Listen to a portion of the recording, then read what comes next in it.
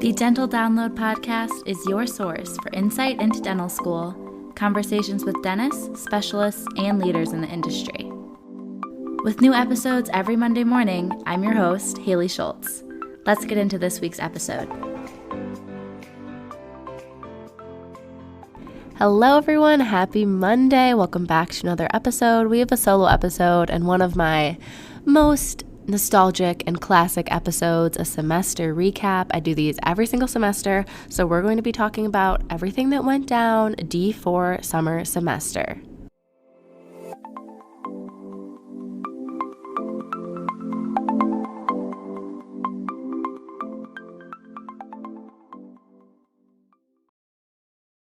Want to make a podcast? Spotify's got a platform that lets you make one super easily and then distribute it everywhere and even earn money, all in one place for free.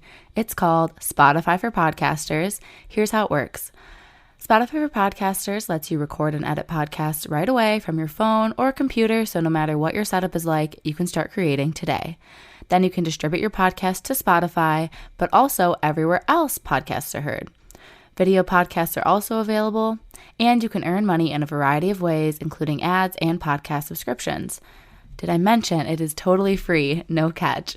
I've been using Spotify for Podcasters since the very beginning of my show, and now we're nearing our 200th episode, so I can definitely say it's an easy platform, and I've really loved using it. So be sure to download the Spotify for Podcasters app or go to www.spotify.com/podcasters to get started. So we have a little bit of a makeshift podcast for you all today.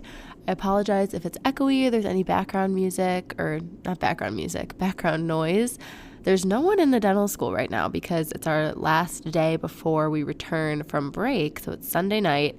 And first of all, I was sick after my trip from visiting my friend to go to Colorado. Probably more than half the time that I fly, I come back with a cold. But this was a pretty, not the best cold. So I've been sick the past 3 or 4 days, and our power went out. If you look up, if you're watching this recently, the big storms in Michigan, a lot of people had intense flooding and even tornadoes. We were fortunate, myself, my house in Ann Arbor, my family back home, we were all safe and everything, and my parents' house still has power, so I spent some of the break there once I got back from Colorado. But I did come back to school because we were hoping we would have power by now. It was estimated to be restored yesterday, but it's Sunday night and it's still not back up. So, I wouldn't leave you hanging. I'm here recording the podcast still, so you're welcome. But yeah, in a little bit of a different setting. So hopefully the audio still sounds okay. But we're going to get right into the episode and the recap of D4 summer semester. So I've said this a bunch of times, but in case you don't know, University of Michigan has 3 semesters per year for dental students. So we have a summer term, and then we have a fall term and a spring/winter term. So I only have 2 left before graduation now. And I've done a semester recap, I believe, every single semester of dental school. So if you want to know what D1 is like, what D3 is like, you could search D1 winter semester. You could search D3 summer semester to see what the start of clinic was like. You can search any of those things and you'll get all the info of what it was like, because half the time I don't remember what life was like years ago in as much detail as I do right when it's happening, of course. So I usually like to talk to you all about the classes that we took, kind of the highlights, the lowlights, things that were challenging, things I liked, things I didn't like. But what's great about fourth year is we're barely in any classes. We have 16 credits that we took this semester, which in comparison, I think our highest semester was 28 or 29 credits. So only 2 of them, of the 16 this time, came from didactic coursework where you're watching a lecture and studying. And the first class, which was 1 credit, was only half the semester, and that was a special care dentistry class, another one we've had one before. And then the other class that was the full semester, so it had a midterm and a final, was an advanced oral surgery class. So everything else, the other 14 credits, were from clinical courses. So I had some credits from my orthodontics elective, and then we had 9 credits from our clinical grades. So a component of that is kind of meeting your professionalism standards in clinic, so your patient management and assisting and other things that they want you to do to be on top of taking care of your patient pool and supporting our peers is a small component of that. And then that grade is given to you by your patient care coordinator, which is kind of like our go-to person if we have any problems with patients, any questions about how things in clinic are running. They're not dentists, they're more like administrative people, and they're assigned one for each of our 4 clinics. So I have someone I work with directly, and they're super, super helpful. But a component of your clinic grade is from that, and then other components are from each part of the disciplines of dentistry that we get graded in. So you get a grade from periodontics, restorative, and prosthodontics, which is based on a compilation of whatever test cases you had to complete for that semester. And then all that comes together to be a 9-credit single grade with certain percentages from each discipline as well as your professionalism. And then we have 4 credits from external rotation, and that literally is the easiest 4 credits ever. It's just showing up and doing the work asked of you and being respectful and completing your procedure reports every single day in clinic. And then you also have to complete 1 test case and complete a pre-reflection and a post-reflection about how your rotation went, and a few surveys about the preceptor and the clinic site. So just basically busy work and showing up and doing what they ask you to do, and you get full credits for those 4 credits. And then we had 1 class that was pass-fail that was titled something to do with professionalism, but it was really a class that forced us to do 5 mentoring sessions and reflections pre and post about those mentoring. So that could be helping the D2s in their different sessions where they do anesthesia on each other, or they take alginates, or they do prophies, but it can also be assisting the class below us and like mentoring them, as long as you write about it beforehand and get it approved to count.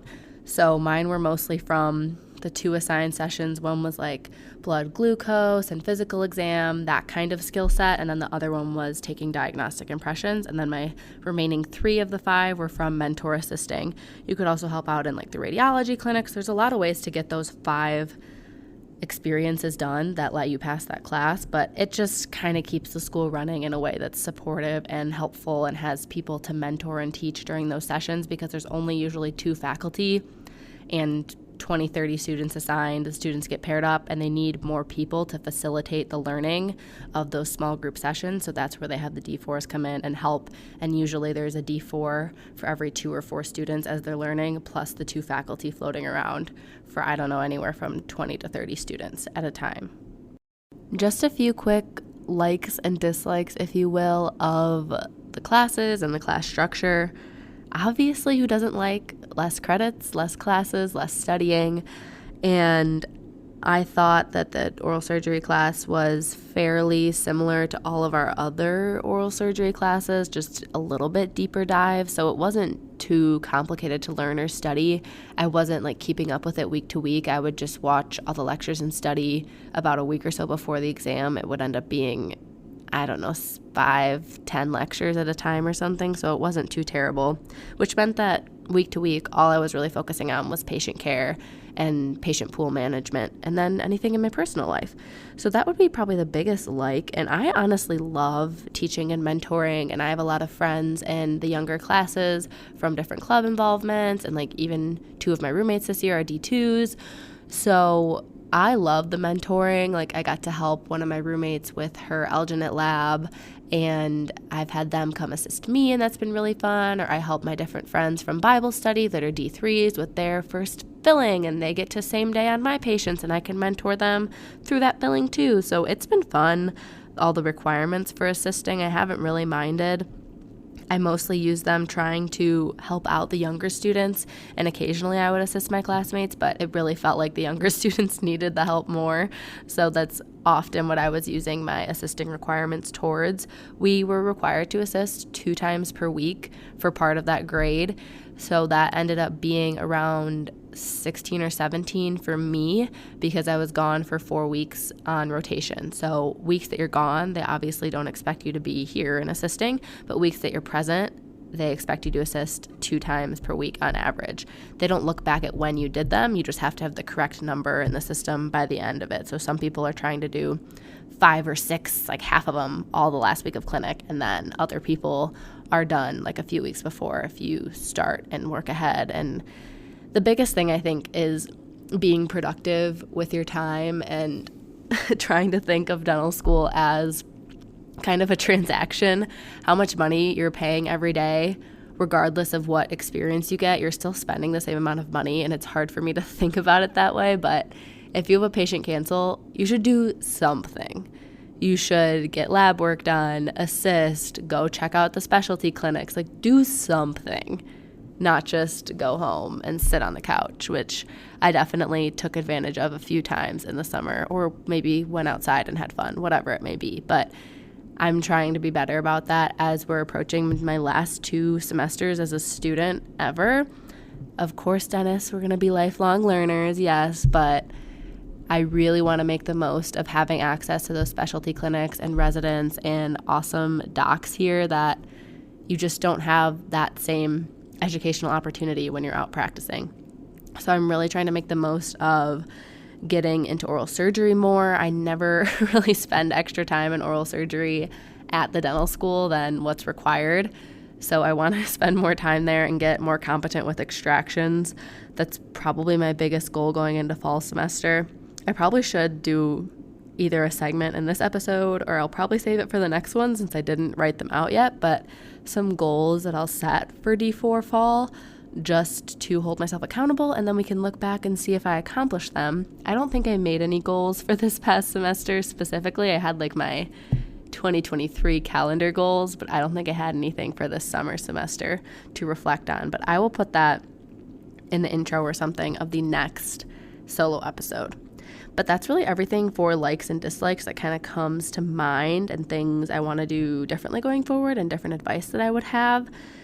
So looking at clinic, overall experience like D3 versus D4 is night and day, and seeing the D3 start and see their first patients and be petrified for a problem-focused exam, which I get because there's a lot of unknown when it comes to, well, what's the problem? And now I have to figure out a diagnosis and make a proper referral and document everything correctly. I do understand that they're more complicated perhaps, but it's just wild to look back and see that I was in that stage once and it's only been a year and how much progress I've made. It's pretty exciting to see that much growth potential and know that it's not limited just when I graduate school, that I can keep making huge strides every few months in terms of my clinical skills and knowledge, and to stay motivated in that and passionate about it and not give up on that upward trajectory of learning and advancing my skills. So that's kind of motivating to me when I see the D3s and look at, I was there last semester, they're doing their first filling. I only did 2 fillings my first semester in clinic, and now I've done a ton. I don't really have the total because we do a lot on external rotation, so I'm not really sure like how many I've done externally. But I also wanted to talk a little bit about how I'm doing in terms of requirements. So you understand that obviously I'm more comfortable in clinic, and one of my big goals was to get all of the test cases done that I could in the summer term so I can focus on patient care and actually advancing more skills that we don't get to practice in our normal clinic. So spending more time in the specialty clinic and less in the general clinic would be my goal of getting my graduation requirements done. So I've told you we have an overall clinical education, like a points number requirement we have to hit, and then we also have to complete all of our test cases with a passing score. Obviously you want an A, but you have to at least pass. So I've done all of the test cases that I could do except for a half of one. So I didn't do part B of our caries risk assessment test case yet because it requires follow-up on a patient that you've finished their caries management plan. I just haven't had a situation where I could do that yet. But I finished all of my PROS test cases. Actually, I haven't. That's a good reminder. I haven't done my combo case, which is technically a combo case is a complete denture against a partial denture, but for us it's just the 2 arches of removable in the same patient, so it could be complete, partial, or complete with partial. In my case, it's going to be a complete denture in both arches, but I'm doing the test case for it this week. Fingers crossed, right, that it actually falls together. And once I start that process, I'm pretty confident that I would finish it. We get graded on the border molding and final impression, and then we get graded again on delivery day. So the in-between appointments don't get graded as part of the test case, but obviously they still matter to get a proper outcome and to do well on delivery day. But that's the last other thing I have for prosthodontics, but I got my crown test case complete. I've done all of my digital test cases and all of my restorative test cases, anterior, posterior. I've done all of my perio test cases except for one that I'm also doing this week we get back from break, which is just a reevaluation after SRP test case. So not too bad. And the other little lingering thing, it's not so little, but that people sometimes stress about as graduation gets closer, is something called a case complete. And we have to do 10 of those, which exactly as the title says, you have to use a specific code that you've completed all of your treatment for that patient and their case is complete, other than now being in maintenance. So you have to do 10 of those and get the patient to sign and do kind of like a survey on their experience at the school, and then you have to turn that paperwork in to your patient care coordinator, that same administration person that I mentioned. So you have to do 10 of those, which doesn't seem like a lot to me because I have like almost 60 patients. So I would hope that I can round up 10 people that are in maintenance or that will be in maintenance by the time I graduate, especially if I need to. I can bring in like my parents or something, but I think even from my inside school patient pool that they've provided with me, I should be able to have 10. But we can't start doing those until late November, early December, because 6 months recall, obviously, and they can't be due for a recall before graduation. So if I did one last semester, I would have to still see them for one more recall and basically fill out all the paperwork again. So there's really no point in starting it until kind of after Thanksgiving. But those are kind of my lingering clinical requirements. And in terms of points towards graduation, my class needs 900 and I'm at 732 with 14 extra from referrals, so 746 of the 900, which I think is awesome progress. And I've done a lot in the fall semester despite being gone for those 4 weeks, plus with the different prosthodontics cases that I'm starting, those are kind of a lot of credits, but they're also spread out over a lot of appointments, so you get a lot of credits in the end. But if you put them by appointment, it's not that many more compared to if you were just doing a few fillings every appointment. You'd probably get the same amount of credits if you're doing 6 appointments to make 1 denture versus 6 appointments of fillings. But sometimes you're not doing fillings and you're only maybe getting 1 tooth done or something, so it usually is pretty profitable, we can say, in terms of credits. But if we could do more dentistry per appointment, it'd probably not be as profitable as restorative work. But that all being said, I'm on track. I'm ahead of track, I would say.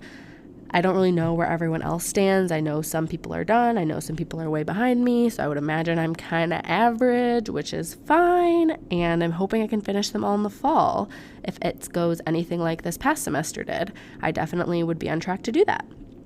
So the last couple things I want to talk about are external rotation, which I have a whole episode on it, so I don't want to talk too much about it.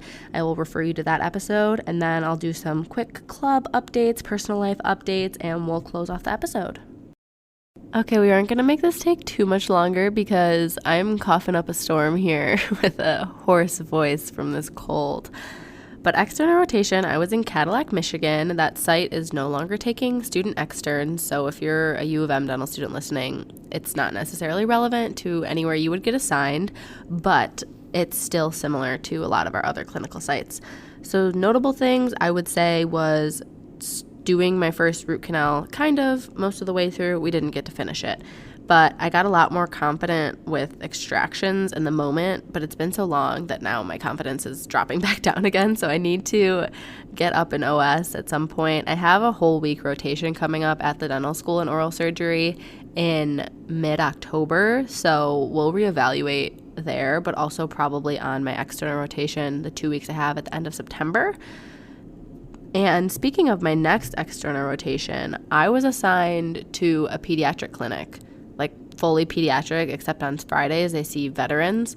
So from my understanding, we're going to literally be seeing kids 8 to 5, Monday to Thursday, and then adults Friday 8 to 5. So it's longer than other clinical sites are usually only 4 days a week. This one's 5 days a week, full days. So I don't know how we got stuck with that, but this will be the true test to see how I like working with kids, because I felt like we saw a decent amount of kids in my Cadillac rotation in the summer. I would probably see 1 or 2 a day as the main provider, maybe sometimes only 1 or none, but it felt like a couple kids a day. And, some are better than others. Some are super smooth, super easy, way easier than adults because the teeth are so tiny. If they're chilling and relaxing, easy peasy. But if they're resistant or having trouble, then it's way harder than adults. So it just kind of depends on the kid's temperament or how big they can open their mouth. Even if they're a nice, relaxed kid, sometimes you just can't access things the way you want to. But the other thing probably to update in terms of rotations is that orthodontics selective that I'm in, which is just an extra class that I think 20 of us are taking of my whole class, doing an Invisalign case start to finish. It is so slow moving. I know they're doing their best of trying to sync up everyone's schedules. It's extra stuff on the teaching faculty in their clinic to teach us undergrads. But it's been so slow. We did our first clin check in May, and we've done 3 since then, and they're still not having us bond attachments yet. Like, I just wish we could go in, because the clin check gets returned by Invisalign with the revisions that you want the next day, but then they don't have us come back for 7 weeks. So it just doesn't really make a lot of sense. I wish we could just pop up there when we have time and arrange one-on-one with the faculty a time that works, rather than them putting it in our clinic schedule and blocking off time that we can't see patients and waiting around for 5 hours for them to finally see us instead of the other 7 students that they scheduled at the same time. So it just doesn't seem the most efficient, and it is a little tedious and just slow. So it hasn't been all that I hoped it would be, but I'm still learning stuff and it's interesting. It's just very, very slow. So not too many exciting updates in regards to Invisalign case. And clubs, you all know, it's kind of taking a slower turn into D4. I don't have as much leadership or activities that I have to go to. It's a lot more that if I want to go, I can go. If I don't have to. But previously, when I was in leadership roles or higher leadership roles, I would go to every single thing. But now I am the Academy of General Dentistry vice president, our ASDA chapters past president, and ASDA National Council on Communications associate. And then I also still help with the Bible study stuff for Christian Dental Association as needed, but it's usually pretty much handled by the other 3 leaders. I just kind of help if they have questions with more logistic student org things regarding dental school policies or university policies, not so much actual content of the studies. And then personal life, everything's going really well. I have some exciting updates to share in the future, but I'm going to hold off for now. I, in general, over the semester, just felt like I had a lot more free time because I didn't have many prosthodontics cases going on, so I didn't have much lab work to do. We were gone a lot of the time from the dental building, so that really separates you from school when you're on those rotations. It's really weird to transition back into school flow. But since I finished my INBDE last term during D3, I had so much free time this summer. Some of my classmates took it early like I did, and some studied either early the summer or towards the end of the summer and just took it. And that obviously changed their dynamic of their semester because they had to do a lot more studying. But one thing I'm not doing with this free time, I'm definitely seeing friends and family and working out, but I'm not on track for my reading goals. So I would like to also step that up in the fall here. I mean, I have time. I just literally I've been out of power for 3 days. You'd think I would have read a page of my book, but I haven't. So I have 0 excuses. I'm just, for some reason, not doing it. But overall, I would say summer semester flew by and was pretty great. I had a lot of fun, a lot of awesome outside of dental school experiences, socially with friends, meeting new people, just going out and living life. And the break that we had was 2 weeks, so it was my best friend's wedding. I visited a few dental offices. I took another trip, as I mentioned, out to Denver to see another best friend that lives out there. And I spent time with my boyfriend who's in Illinois, so a little long distance. And I saw my family and my friends back home in my hometown. So a lot of different things. And I'm just hoping at this moment that my power comes back on. But thank you all so much for listening to our recap episode for this semester and for tuning in this Monday. I hope you all have a wonderful week, and I will talk to you in our next episode.